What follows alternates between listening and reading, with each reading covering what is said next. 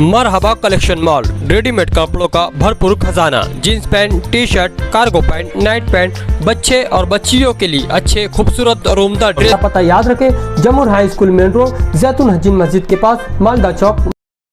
आज आयशा नगर police station में CR number 95/2026 में एक शख्स इखलाक अहमद जुल्फ़िकार इफ्तिकार अहमद, इन्होंने एक फ़रियाद दी।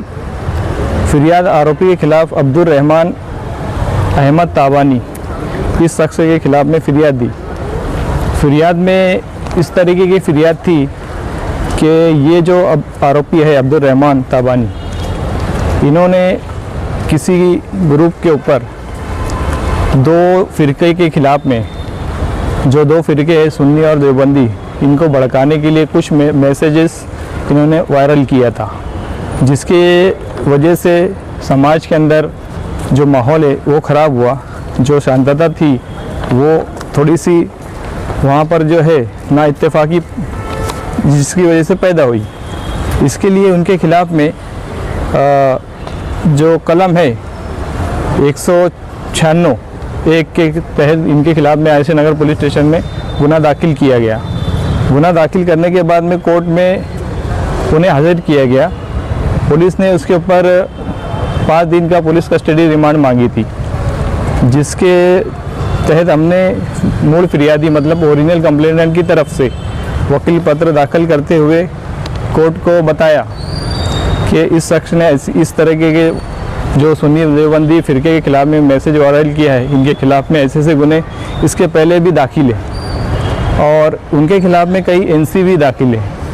तो ये शख्स जो है इस तरीके से मैसेज वायरल करके जो दोनों फ़िरक़ों के ख़िलाफ़ में भड़काने का जो काम था वो इन्होंने किया गया है। इसके लिए इनको 5 दिन की पुलिस कस्टडी दिया गया। हमने इनके ऊपर ऑब्जेक्शन लेते हुए कहा कोर्ट को कि इनके ऊपर ये पहला गुना नहीं है, इसके पहले कई इनके ख़िलाफ़ में कंप्लेंट हो चुके हैं। अलग अलग शख्स ने इनके ख़िलाफ़ में कंप्लेंट ऑलरेडी दाखिल किया हुआ है, रजिस्टर किया हुआ है। वो कोर्ट को कॉपी हमने दी है।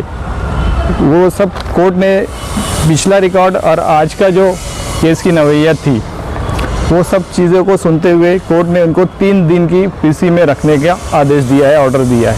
इसके अंदर और कोई ऐसे आरोपी बढ़ सकते हैं कि जो सोशल मीडिया पे यानी कि वो फैलाए हुए किसी और का नाम है क्या? फ़रियादी ने अभी तक के तो एक शख्स का नाम उसमें जाहिर किया था, ने ये मैसेज को वायरल किया था, तो गुना उसके ऊपर भी दाखिल होना चाहिए। लेकिन पुलिस अभी इन्वेस्टिगेशन कर रही है, इन्वेस्टिगेशन का काम जारी है और अगला जो रिमांड रिपोर्ट है PC जैसे 10 तारीख तक का कोर्ट ने दिए, तो हो सकता है कि उस रिमांड रिपोर्ट में उसका नाम जाहिर हो, ऐसी उम्मीद है।